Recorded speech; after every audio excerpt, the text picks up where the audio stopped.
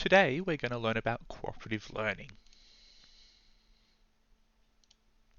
So what is cooperative learning? Serrano and Pons tell us that cooperative work is where individuals work together in order to achieve interdependent goals. The term cooperative learning refers to a series of teaching strategies that involve the division of a class into smaller groups of varying abilities and backgrounds. These students are tasked with achieving a goal which is divided into parts that are assigned to each group member. These parts are interdependent, challenging, and absolutely required for the success of the group in achieving their final goal. Johnson tells us that cooperative learning consists of 5 key elements. Positive interdependence. All group roles contribute in an essential way to the end goal. The group's success depends on every member doing their part. Individual and group accountability. Each member is individually accountable for their own role, and the group as a whole is accountable for achieving the end goal. No members can get a free ride within cooperative learning. Promotive interactions.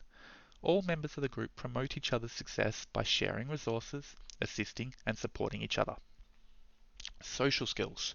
Members will have to communicate effectively to negotiate decisions, solve problems, and manage conflicts to successfully complete their task. Group processing. Group members reflect on both their own and each other's performance, behaviours and actions, both during the activity and after it has been completed. Students will evaluate their own and each other's performance as part of reflection. This sounds awfully similar to collaborative learning though, right? Well, the terms collaborative and cooperative are often used interchangeably, but there are key differences. For example, accountability. Within a collaborative activity, the focus isn't on what the students have each individually achieved, as they're all working together and contributing to the task in tandem. The focus is on how the group as a whole performs, and they are assessed on the group's performance. Whereas within a cooperative learning task, students are responsible for their own components of the task and are accountable for their own work. If one student does not pull their weight within a group practicing cooperative learning, the group will not succeed, and it will be very clear why. In a collaborative setting, the other groups can easily, if begrudgingly, pick up the slack of that student. The teacher's role is also an area in which these two learning styles differ. In a collaborative task, the teacher acts as a facilitator for learning. Most of the task tends to be student-led. Students will be presented with a problem and will work out how they should solve it, what the criteria for success will be, and what resources they might need. Students will also divide labour themselves, often not even focusing on individual roles. In a cooperative task, the teacher plays a more active role. The teacher will clearly define the goal and criteria for success and usually outlines the suggested roles to achieve that goal, although they can be negotiated. The teacher will also be more active during the process, assisting or prompting students where required, or even stepping in to assist in conflict resolution. So, we know what cooperative learning is, but why should we use it? Cooperative learning provides many valuable benefits to students. It builds social skills. Students will communicate, negotiate, and work together to achieve a shared goal. It builds self-esteem. Because students are responsible for their own work and complete the portion themselves, when they do well, they will feel a sense of competence. This builds a sense of self-efficacy, which enables the students to set higher goals for future learning, as well as expending more effort to achieve those goals, not just in cooperative learning tasks, but throughout all their learning. Peer assistance. Because students benefit from the assistance of their peers, Vygotsky tells us their zone of proximal development can be extended, allowing them to work well beyond their normal comfort zone and achieve deeper learning. Group to individual transfer. Again, because students assist each other within the task, the expertise of individual group members is available to and shared with all other group members, making the whole greater than the sum of its parts. Student engagement. Within a well-designed cooperative learning activity, you can expect increased student engagement. Because students are motivated to complete each of their own roles due to the personal accountability associated with those roles, they'll be less likely to slack off. Students are also likely to self-moderate bad behaviour and keep each other focused on their work, as their group goal depends on each member's individual performance. And finally, reflection. Cooperative learning provides a fantastic opportunity for students to learn self-reflection skills, both during the task and afterwards. It also provides students with the opportunity to practice peer assessment and provide feedback to their group members, again, both during and after the task is complete. So, we know it's good, we know it helps, but it's not always going to be smooth sailing, is it? There will inevitably be challenges, as with any teaching strategy. How do we actually implement this into a classroom, particularly a tech classroom? Well, first, let's address some of those challenges. We'll start with assessment. It can initially look difficult because you need to work out what each student has achieved within each group during the lesson. But this can actually be easily achieved, through thorough classroom observations and note-taking. You can also give students the opportunity to reflect on the process and assess their own and each other's performance. Finally, the nature of the activity and the clearly defined separate roles also makes it fairly simple to see how each student has performed. If one student excelled, for example, their component within the task will reflect that. Engagement.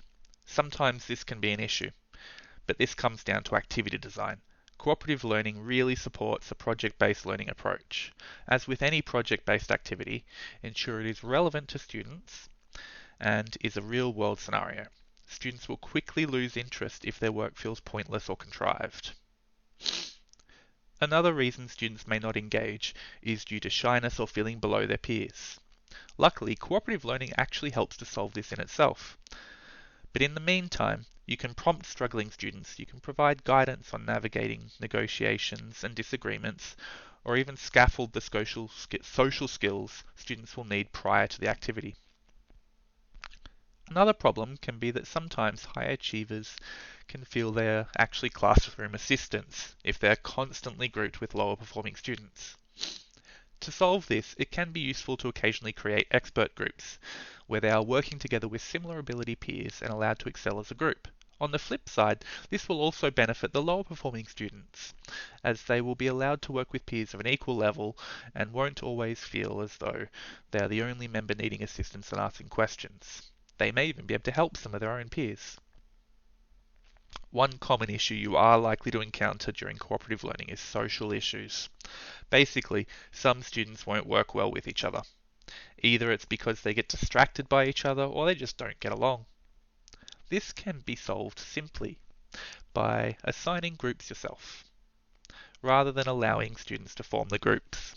Because, as we all know, sometimes best friends just don't work as well together as they would like us to believe. Finally, teacher skill can be a problem. If you have never run a cooperative activity before, it can be challenging. Hopefully this presentation helps, but if you need further guidance, there's a large amount of research available online, and often the department runs professional development opportunities where you can extend your skills. So, in a school setting, what does this look like and how can we make it work? Well, the technology curriculum it's actually fairly intuitive to implement cooperative learning. For example, within a food science class, we almost already do it. In a standard practical lesson, students work in groups to create a single dish. There will be roles like, one student might do the sauce, another student's frying, another's cleaning up, that sort of thing. But students will be assessed on that single dish, not on their individual parts, although it will be somewhat obvious if a student burns a steak, for example. There aren't many student decisions required as they are simply following a recipe, but they are accountable for their own work. This is a basic level of cooperative learning, but how can we take it further? Well, instead of just cooking a single dish in groups, set a task where students are required to design and create a menu consisting of an entree, a main course, and a dessert. And these dishes are to be part of a student-selected cohesive theme, for example, Mexican food. During this task, students will first negotiate and practice group decision-making processes to decide on a theme for their menu and which dishes they will cook. They'll have to organize ingredients and required resources. Each student will have a separate and interdependent and essential role, i.e. his or her own dish. This dish will need to be ready at an appropriate time, entrees first, dessert last, and will likely need to be prepared whilst other students are still working on their own dish or cleaning up. Students will be required to communicate and organise effectively to utilise kitchen resources efficiently. They can't both use the sink at once, for instance. Students will reflect on both their own performance and the performance of their peers in a peer assessment activity at the end. Students will be assessed by the teacher easily both on their individual dishes and the overall success of their menu and dish selection. So, this is one good way you can incorporate cooperative learning into your class. I'm sure you can come up with many more. These are my references.